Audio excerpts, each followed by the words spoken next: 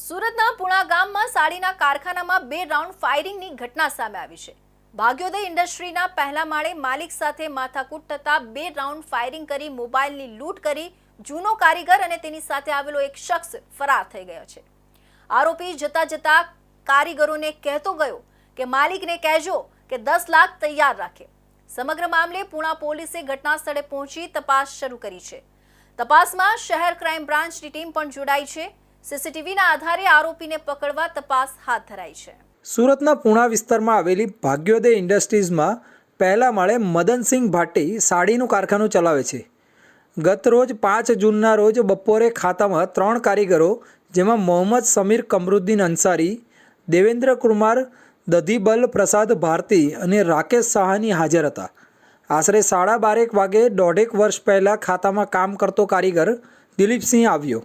તેની પાસે બંદૂક હતી। તે અને તેની સાથે બીજો એક અજાણ્યો શખ્સ હતો। તે બંને ખાતામાં ઘૂસી દરવાજો બંધ કરીને ખાતાની ઓફિસના કાચ પર 2-3 રાઉન્ડ ફાયરિંગ કર્યું હતું। બાદમાં ત્રણેય કારીગરને ભેગા કરી નીચે બેસાડી દીધા હતા। બાદમાં સીસીટીવી કેમેરા તોડી નાખ્યા હતા। ત્યારબાદ અપશબ્દો કહી જણાવ્યું હતું કે આપકો खाते में काम करने के लिए मना किया था, फिर भी यह खाते में काम क्यों कर रहे हो? તેમ ડરાવી ધમકાવી બહાર નહીં જાના હૈ તેમ કહી ત્રણેય કારીગરને તમાચા માર્યા હતા।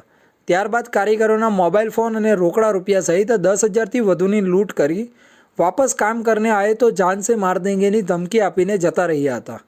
यहाँ मुँह मार्केट तो त्या पासलथी कोई 2 अंजाणिया शख्स आया એટલે કારીગરોને ધમકાયા, કારીગરોને માર્યા और કારીગરો પાસે પૈસા લીધા और મોબાઈલ પણ લઈ લીધો અને પછી કારીગરોને ધમકાયા, માર્યા, પીટ્યા અને પછી 2 ફાયરિંગ કીધા અને પછી કારીગરોને ધમકી આપી કે તમારે અહીંયા કામ નહીં કરવાનો અને પછી પાછો કારીગર એમ કહીને ગયો કે તમારા શેઠને કહી દીધું કે 10 લાખ રૂપિયા રાખે, હું અઠવાડિયે પાછો આવું છું। ના માર્યા તો કારીગરોને થાપાથડી કરી, બાકી 2 ફાયરિંગ કીધા। આમ લૂંટ મોબાઈલ લઈ ગયા 2 और કારીગરો પાસે પૈસા લઈ ગયા। એટલે ટપોરી લોકો છે બધા સમજી ગયા। પહેલાં અહીંયા 1.5 વર્ષ અહીંયા કામ કરીને ગયું, 1.5 મહિનો પહેલાં કામ કરી ગયું છે।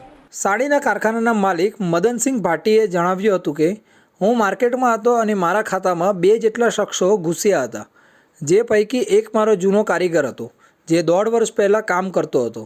આ બંને શખ્સોએ કારીગરોને ધાકધમકી આપી હતી અને અહીં કામ નથી કરવાનું જણાવ્યું હતું। આ સાથે 2 રાઉન્ડ ફાયરિંગ પણ કર્યું હતું। મોબાઈલ અને રૂપિયાની લૂંટ ચલાવ્યા બાદ તમારા માલિકને કહી દેજો કે 10 લાખ રૂપિયા તૈયાર રાખે તેવી ધમકી આપીને તેઓ ફરાર થઈ ગયા હતા। બપોરના 12:30 વાગ્યાના આસપાસ આ કામના જે ફરિયાદી છે એમને ફરિયાદીના ખાતા ઉપર અગાઉ કામ કરતો દિલીપ ઉર્ફે દિલીપસિંહ ઉર્ફે દીપક જે ખાતા ઉપર આવેલો હતો અને અગાઉ એને જે ખાતા ઉપર ઝઘડો થયો હતો। આ કારીગરો ત્યાં કામ કેમ કરે છે એ બાબતે એને ધાકધમકી આપી અને 2 થી 3 રાઉન્ડ ફાયરિંગ કરી અને અજાણ્યા કોઈ ઇસમ સાથે આવેલો અને તેથી ભાગી ગયેલ છે। જે અનુસંધાને આ કામના ફરિયાદીની ફરિયાદ લઈ અને સીસીટીવી આધારે તેમજ એના જે ફોટો આઈડી તેમજ એનો મોબાઈલ નંબર મળેલ છે તે આધારે મહેરબાન સીપી સાહેબના હુકમ મુજબથી 3 અલગ અલગ ટીમો બનાવીને આ કામમાં આરોપીની પકડી પાડવા માટેની તજવીજ હાથ ધરવામાં આવેલ છે। આ અંગે પીઆઈ વીએમ દેસાઈએ જણાવ્યું હતું કે ગઈકાલે બપોરે 12:30 વાગ્યાની આસપાસ ફરિયાદીના ખાતામાં અગાઉ કામ કરતો દિલીપસિંહ ઉર્ફે દીપક આવ્યો હતો અને અગાઉ તેને જે કારીગરો સાથે ઝઘડો થયો હતો અને તેઓ ત્યાં કેમ કામ કરે છે તે બાબતે ધાકધમકી આપી 2 થી 3 રાઉન્ડ ફાયરિંગ કરી ત્યાંથી ભાગી ગયો હતો। તે અનુસંધાને ફરિયાદ લઈને સીસીટીવીના આધારે તથા તેનો ફોટો આઈડી અને મોબાઈલ નંબરના આધારે 3 અલગ અલગ ટીમો બનાવી આરોપીને પકડવા તજવીજ હાથ ધરી છે। આરોપી 1 થી 1.5 વર્ષ પહેલાં ફરિયાદીના ખાતામાં કામ કરતો હતો। આરોપી 3 કારીગરના મોબાઈલ તથા રોકડા રૂપિયા 300ની લૂંટ કરી ફરાર થઈ ગયો હતો।